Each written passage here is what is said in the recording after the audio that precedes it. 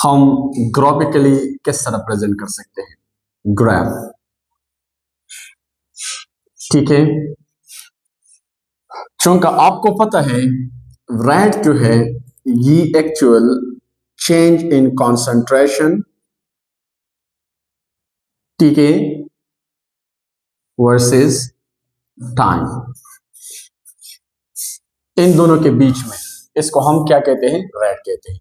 यानी कि unit time में हमारे पास कितनी कंसंट्रेशन में चेंज पैदा होते हैं। मैंने आपको लिखा था कि रेट का जब हम इक्वेशन लिखते हैं तो हमारे पास है चेंज इन द कंसंट्रेशन, ठीक है, कंसंट्रेशन में जो चेंज आ रहा है, ठीक है, वर्सेस टाइम,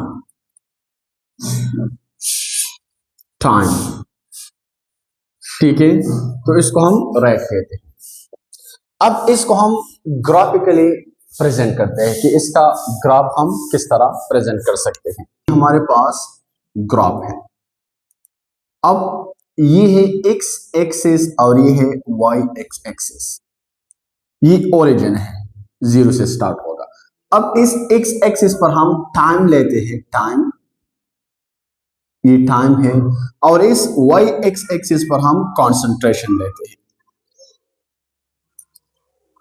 कॉन्सेंट्रेशंस, ठीक है। तो हमारे पास फॉर एग्जांपल कंसंट्रेशन 1 मोल, 2 मोल पर लीटर, 3 मोल पर लीटर, 4 मोल पर लीटर, 5 एंड सो ऑन, ये कंसंट्रेशन है, ठीक है। और ये क्या है, टाइम है, टाइम, ये टाइम।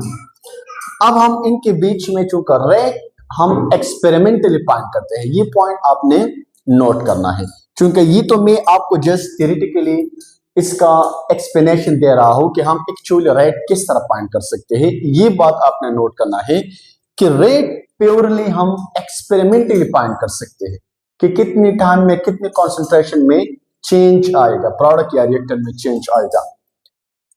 अब आपने ये पॉइंट नोट करना है कि ये हमारे पास एक रिएक्शन है, यानी एक कन्वर्ट होते हैं टू द प्रोडक्ट, किसको, प्रोडक्ट्स।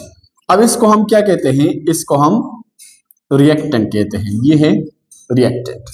तो हमारे पास रिएक्टेंट का कंसंट्रेशन लेट सपोज यहां पर है 5 मोल पर डेम-क्यूब, ये रिएक्टेंट का कंसंट्रेशन है, हाई कंसंट्रेशन है। तो हम स्टार्ट लेंगे यहां से, तो हमारे पास इसी तरह स्टीप लाइन आएगा, इसको हम क्या कहते हैं, स्टीप लाइन। फिर हमारे पास ये स्टीप लाइन शैलो लाइन में ग्रेडियंट में कन्वर्ट होगा, ठीक है, इस तरह। और फिर हमारे पास फ्लैट हो जाएगा, फ्लैट। तो इसको हम कहते हैं स्टीप लाइन। ये क्या है, स्टीप लाइन या स्टीप कर्व। ये जो यहां पर चेंज आया है इसको हम कहते हैं शैलो ग्रेडियंट, और यहां पर ये फ्लैट बन गया है, फ्लैट लाइन,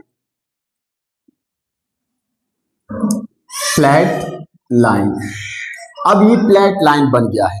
तो अब हमने समझना है कि स्टीप लाइन, शैलो लाइन, जिसको हम शैलो ग्रेडियंट भी कहते हैं, और फ्लैट लाइन। तो हम जब ऊपर से आ रहे हैं नीचे तो हमारे पास कंसंट्रेशन डिक्रीज होते हैं, क्या होते हैं, डिक्रीज होते हैं। और हमारे पास ये स्टीप लाइन भी बहुत तेजी के साथ जा रहा है, क्योंकि हमारे पास initially concentration of the reactant high है, तो हमारे पास रेट ऑफ द रिएक्शन भी हाई होगा। जो ही हमारे पास कंसंट्रेशन डिक्रीज होते हैं, आप देखिए ना, कंसंट्रेशन जब हम ऊपर से नीचे की तरफ आ रहे हैं तो हमारे पास कंसंट्रेशन किसका, इस रिएक्टेंट का कंसंट्रेशन डिक्रीज होते हैं, कम होते हैं। तो हमारे पास फिर रेट ऑफ रिएक्शन वो भी क्या होते हैं, वो भी डिक्रीज होगा। यानी मतलब कि 1 सेकंड में पहला 5 मोल रिएक्टेंट प्रोडक्ट में कन्वर्ट होते हैं, तो फिर कुछ टाइम बाद 1 सेकंड में हमारे पास 2 मोल कन्वर्ट हो गया या 1 मोल कन्वर्ट हो गया, क्योंकि टाइम के साथ साथ हमारे पास रेट में डिक्रीजिंग आ रहा है, रेट डिक्रीज हो रहा है। तो इसलिए हम कहते हैं कि जब हमारे पास फ्लैट लाइन बन जाएगा, फ्लैट लाइन, तो there is no more change in the concentration, हमारे पास रिएक्टेंट का कंसंट्रेशन कंप्लीटली खत्म हो जाते हैं और फिर रिएक्शन की रेट कांस्टेंट होते हैं। तो इसलिए हम कहते हैं कि जो स्टीप लाइन है ये हमारे पास क्या है, ये हमारे पास शो कर रहा है कि हमारे पास रेट बहुत तेजी के साथ जा रहा है, रेट इंक्रीज है।